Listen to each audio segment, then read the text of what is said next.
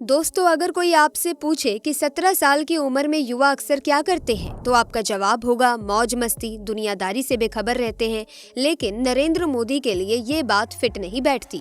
17 वर्ष की अवस्था में जब युवाओं के खेलने कूदने के दिन होते हैं, उस अवस्था में नरेंद्र मोदी ने कुछ असाधारण करने का निर्णय लिया। उम्र के इसी पड़ाव पर नरेंद्र मोदी ने घर बार छोड़ने और संन्यास्त जीवन गुजारते हुए देश भ्रमण का फैसला किया। मकसद था देश और समाज के जर्रे जर्रे को जानना।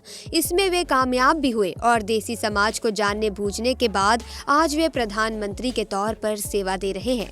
दोस्तों, आज के इस वीडियो में जानेंगे पीएम मोदी से जुड़े अमेजिंग फैक्ट और अनसुनी बातें। इसीलिए ये वीडियो काफी इंटरेस्टिंग होने वाली है और आपको काफी कुछ सीखने को मिलेगा। तो ऐसे में इस वीडियो को आप बिना स्किप किए आखिर तक जरूर देखना। तो दोस्तों, बात है 26 जनवरी 1952 की, भारत के इतिहास का वो ऐतिहासिक दिन जब जम्मू कश्मीर में आतंकवाद अपने घुटनों पर आ गया था। जब आतंकवादियों से जान की धमकी मिलने के बावजूद आज के पीएम मोदी ने श्रीनगर के लाल चौक में तिरंगा फहराया था और जब पाकिस्तान को भारत ने अपनी ताकत की झलक दिखाई थी, तो आखिर कैसे अपोजिशन पार्टी के आम कार्यकर्ता होने के बावजूद उस वक्त नरेंद्र मोदी ने जम्मू कश्मीर में आतंकवाद को मुंह तोड़ जवाब दिया था। उसी साल टेंट में विराजित रामलला के सामने उन्होंने कौन सी प्रतिज्ञा ली थी और जब वो आध्यात्मिक की तलाश में हिमालय गए थे, तब उनके गुरुजी ने उन्हें कौन सा मंत्र दिया था, सब जानेंगे आज की इस वीडियो में। तो दोस्तों, साल 1952 में जम्मू कश्मीर में आतंकवाद अपने चरम पर था। तभी बीजेपी के वरिष्ठ नेता मुरली मनोहर जोशी ने ऐलान किया कि वो श्रीनगर के लाल चौक पर भारत का तिरंगा फहराएंगे, जिसके लिए कन्याकुमारी से कश्मीर तक एकता यात्रा निकाली गई थी। लेकिन साथियों, आतंकवादियों ने इस रैली में शामिल होने वाले नेताओं को जान की धमकी दी थी। तभी नरेंद्र मोदी ने कश्मीर पहुंचने के ठीक 2 दिन पहले 24 जनवरी के दिन ऐसा भाषण दिया था जो सुनकर आतंकवादियों के पसीने छूट गए थे। उन्होंने कहा था कि हमारी यात्रा ने आतंकवादियों को परेशान कर रखा है। लाल चौक में पोस्टर्स लगाए गए हैं, दीवारों पर लिखा गया है, जिन्होंने अपनी मां का दूध पिया है वो श्रीनगर के लाल चौक आए और आकर भारत का तिरंगा झंडा फहराए। अगर वो जिंदा वापिस जाएगा तो आतंकवादी उसे इनाम देंगे। तो आतंकवादियों, कान खोल कर सुन लो, 26 जनवरी यानी परसों, अभी चंद घंटे बाकी हैं। अब लाल चौक में ही फैसला होगा कि किसने अपनी मां का दूध पिया है और किसने नहीं। 26 जनवरी के दिन नरेंद्र मोदी मुरली मनोहर जोशी के साथ लाल चौक पर पहुंचे और तिरंगे को पूरी शान से फहराया। 17 मिनट तक चले इस प्रोग्राम में कार्यकर्ताओं को सीना ताने खड़ा देखा तो आतंकवादियों में दहशत फैल गई थी और उन्होंने एक रॉकेट भी दागा था जो लाल चौक से थोड़ी दूर पर जाकर गिरा था। 5 से 10 फीट की दूरी पर गोलियां भी चलाई गई, लेकिन देश के भक्तों के हौसले के आगे सब कुछ फेल हो गया। ऐसी ही और कई किस्से भी हैं जिसमें पीएम मोदी ने देश के दुश्मनों को खुलेआम चुनौती दे डाली थी। लेकिन साथियों, क्वेश्चन ये है कि नरेंद्र मोदी के दिल में देश के लिए इतना प्यार और सम्मान जागा कैसे कि वो देश के लिए मर मिटने के लिए तैयार हो गए थे। तो आइए जानते हैं कि पीएम मोदी के जीवन से जुड़ी कुछ अनसुनी कहानियां। दोस्तों, आपको बता दें कि नरेंद्र मोदी आजाद भारत देश के पहले प्रधानमंत्री हैं। उनका जन्म 17 सितंबर 1950 के दिन गुजरात के बडनगर गांव में एक गरीब परिवार में हुआ। उनकी मां का नाम था हीराबेन मोदी और पिता का नाम था दामोदर दास मूलचंद मोदी। नरेंद्र मोदी अपने 6 भाई बहनों में तीसरे नंबर पर थे। वो बताते हैं कि बचपन में उनके पिताजी वडनगर रेलवे स्टेशन पर चाय का एक छोटा सा स्टॉल लगाया करते थे और नरेंद्र स्टॉल पर अपने पिताजी की मदद किया करते थे, जहाँ वो ट्रेन के डब्बे में जाकर चाय बेचा करते थे। उनके बारे में लिखने वाले बताते हैं कि मोदी जी बचपन से ही पढ़ाई में एवरेज स्टूडेंट थे, लेकिन उन्हें स्कूल के नाटकों में हिस्सा लेना काफी पसंद था। भले ही उनकी जेब खाली हो, लेकिन उनका दिल और दिमाग हिम्मत और साहस से भरपूर रहता था। मोदी जी बताते हैं कि उनके स्कूल के पास एक झील हुआ करती थी जिसमें वो खेलने जाया करते थे। एक बार उन्हें वहाँ मगरमच्छ का बच्चा मिला, जिसको बहुत ही बहादुरी से उठाकर वो घर ले आए, लेकिन माँ हीराबेन के समझाने पर उन्होंने उसको वापस झील में छोड़ दिया। खेलकूद के अलावा वो इतिहास पढ़ने का बहुत शौक रखते थे, इसलिए वो लाइब्रेरी जाकर कई साल पुराने अखबार और देश के इतिहास से जुड़ी किताबें पढ़ते थे। इसके अलावा वो स्वामी विवेकानंद जी से काफी प्रेरित थे, इसीलिए वो उनकी सभी किताबें पढ़ा करते थे। महज 8 साल की उम्र में अपने हिंदी टीचर चंद्रकांत दावे से प्रभावित होकर मोदी आरएसएस में जाने लगे। वहाँ उनकी मुलाकात एक ऐसे व्यक्ति से हुई जिसके लिए वो झाड़ू लगाने से लेकर कपड़े धोने तक का काम करने लगे। उस व्यक्ति का नाम था लक्ष्मण मोहन राव ईमानदार, जिन्हें सभी वकील साहब कहकर बुलाते थे, उनकी मोदी जी पर सबसे अधिक छाप थी। नरेंद्र मोदी को बचपन से ही अच्छे कपड़े पहनने का शौक था। हालांकि वो कभी महंगे कपड़े नहीं खरीदते, लेकिन साफ सुथरा रहना उनकी खूबी थी।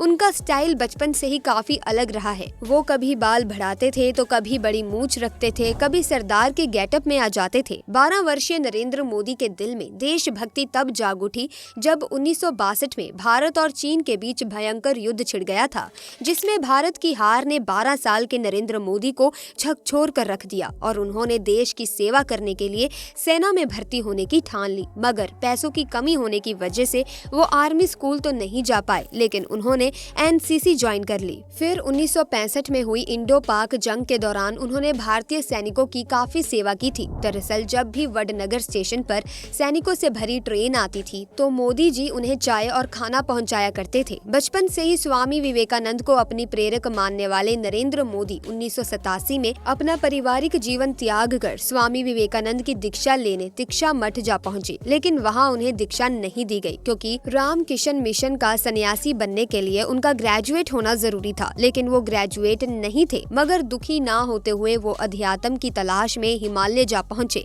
जहां उनके साथ कुछ ऐसा हुआ कि जिसकी बदौलत आज मोदी देश के प्रधानमंत्री हैं। कहा जाता है कि हिमालय की घाटियों में नरेंद्र मोदी को एक साधु मिले थे, जिनके शिष्य बनकर उन्होंने तपस्या करना शुरू किया।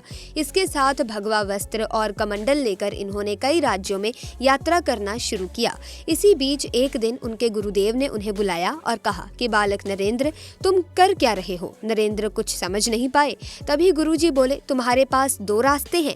अगर तुम तपस्या करो और तपस्वी जीवन जियो तो तुम ऋषि बन जाओगे, लेकिन नियति ने तुम्हें दूसरी चीज के लिए चुना है, जिसके लिए तुम इस दुनिया को त्याग कर फिर सांसारिक जीवन में आ जाओ, जहाँ तुम राज ऋषि कहलाओगे। इसीलिए वो पहले केदारनाथ से दिल्ली, राजस्थान और राजकोट से होते हुए वडनगर में वापस आए और कुछ दिन परिवार के साथ रहकर अहमदाबाद आ गए, जहां उन्होंने चाय के कैंटीन में काम करने के साथ आरएसएस ज्वाइन कर दिया और एक प्रचारक के रूप में काम करना शुरू किया। फिर 1975 में जब इंदिरा गांधी ने कई राजनीतिक कारणों की वजह से राज्य में आपातकाल लगा लिया था, उस वक्त भी मोदी जी सरदार के रूप में पुलिस से छुपाकर सरकार की नीतियों का विरोध करते रहे। साल 1985 में नरेंद्र मोदी ने बीजेपी में आधिकारिक एंट्री ली और पार्टी के प्रचार प्रसार में जुट गए। लाल कृष्ण आडवाणी को मोदी जी का राजनीतिक गुरु माना जाता है। 90 के दशक में जब मोदी जी ने आडवाणी की सोमनाथ से अयोध्या यात्रा में बड़ी भूमिका निभाई, उस वक्त अयोध्या में घटना हुई जिसके बारे में काफी कम लोग जानते हैं। बताया जाता है कि 1952 में नरेंद्र मोदी अपने 2 से 4 साथियों के साथ नंगे पांव अयोध्या रामलला के टेंट में पहुंचे, जहां प्रभु श्री राम को कड़ी तपस्या करते हुए देखा। वो काफी भावुक हो गए। उस वक्त उन्होंने भगवान राम की सौगंध खाते हुए प्रतिज्ञा ली थी कि मैं दोबारा आपके दर्शन करने तभी आऊंगा जब आप भव्य मंदिर में विराजमान हो जाएंगे। इस बात को 32 साल हो गए, लोग भूल गए, लेकिन नरेंद्र मोदी नहीं। उनके नेतृत्व में रामलला को न्याय मिला और 22 जनवरी 2024 के ऐतिहासिक दिन पर उन्होंने ही नवनिर्मित राम जन्मभूमि मंदिर का उद्घाटन किया और उनकी प्रतिज्ञा पूरी हुई। इसके बाद उन्होंने अपने भाषण में रामलला के लिए कुछ ऐसे बोल बोले जो सुनकर आपके रोंगटे खड़े हो जाएंगे। उन्होंने कहा कि राम भारत की आस्था है, राम भारत का आधार है, राम भारत का विचार है, राम भारत का विधान है, राम भारत की चेतना है, राम भारत का चिंतन है, राम भारत की प्रतिष्ठा है, राम भारत का प्रताप है, राम प्रभा है, राम प्रभाव है, राम नेकी भी है, राम नीति भी है, राम नित्यता भी है, राम निरंतरता भी है, राम भीवु है, विषाद है, राम व्यापक है, विश्व है। दोस्तों, पीएम मोदी गुजराती में कविता भी लिखते हैं। उन्हें फोटोग्राफी का भी काफी शौक है। बहुत कम लोग ये जानते हैं कि पीएम मोदी अमेरिका से पब्लिक रिलेशन और इमेज मैनेजमेंट का 3 महीने का कोर्स कर चुके हैं। उनके 5 भाई हैं और एक बहन है। नरेंद्र मोदी की पत्नी का नाम यशोदाबेन मोदी है। परिवार के कहने पर उन्होंने सिर्फ 17 साल की उम्र में यशोदाबेन से शादी की थी। कुछ लोगों का कहना है कि शादी होने के 3 साल बाद तक मोदी जी अपनी पत्नी के साथ रहे, लेकिन मोदी जी के बारे में लिखने वाले इस बात से इनकार करते हैं और कहते हैं कि वो दोनों कभी साथ रहे ही नहीं। मोदी जी का मानना है कि एक शादीशुदा के मुकाबले अविवाहित व्यक्ति भ्रष्टाचार के खिलाफ ज्यादा जोरदार तरीके से लड़ सकता है, क्योंकि उसे अपनी पत्नी, परिवार और बाल बच्चे की कोई चिंता नहीं रहती। खैर, 1952 में एकता यात्रा करने के बाद पीएम मोदी गुजरात गुजरात आ गए, जहां 1995 में बीजेपी ने पूर्ण बहुमत की सरकार बनाई। केशुभाई पटेल को मुख्यमंत्री बनाया गया और नरेंद्र मोदी को पार्टी का कामकाज देखने के लिए मुंबई बुला लिया गया। 1998 में गुजरात में फिर चुनाव हुए और बीजेपी की सत्ता में वापसी हुई, लेकिन केशुभाई अब काफी बीमार रहने लगे थे। इस बीच 26 जनवरी 2001 को आए भूकंप ने गुजरात को हिलाकर रख दिया था। लोग सरकार से निराश हो चुके थे। तभी केंद्र में एनडीए की सरकार थी और प्रधानमंत्री थे अटल बिहारी वाजपेयी, जिन्होंने मोदी जी से कहा, तुम्हें दिल्ली छोड़कर गुजरात जाना चाहिए। पहले तो मोदी जी ये बात समझ नहीं पाए, लेकिन फिर उन्हें पता चला कि वाजपेयी उन्हें गुजरात का मुख्यमंत्री बनाना चाहते हैं और गुजरात आने के बाद 7 अक्टूबर 2001 के दिन नरेंद्र मोदी को गुजरात के मुख्यमंत्री के रूप में नियुक्त कर लिया गया, जहां उन्होंने 4 बार लगातार जीत हासिल करके करीब 13 साल तक गुजरात के मुख्यमंत्री का पद संभाला और फिर साल 2014 में बीजेपी ने केंद्र में भारी बहुमत के साथ जीत हासिल की और 26 मई 2014 के दिन नरेंद्र मोदी बने भारत के प्रधानमंत्री। तो दोस्तों, आज के लिए बस इतना ही। उम्मीद करती हूँ कि आज की ये वीडियो आपको बहुत ही ज़्यादा इंटरेस्टिंग लगी होगी और आप भी वीडियो का पार्ट 2 देखना चाहते हैं, जिसमें हम प्रधानमंत्री बनने के बाद मोदी जी के जीवन के रोमांचक सफर की बात करेंगे। तो कमेंट बॉक्स में पार्ट 2 जरूर लिखेगा ताकि हम पार्ट 2 पर भी काम कर सके। इसी के साथ अगर वीडियो अच्छी लगी तो वीडियो को लाइक करें, शेयर करें, चैनल को सब्सक्राइब करके बेल आइकन को प्रेस करें ताकि नए वीडियोस की अपडेट आपको मिलती रहे। जल्दी मुलाकात होगी आपसे, तब तक के लिए आपका बहुत बहुत धन्यवाद।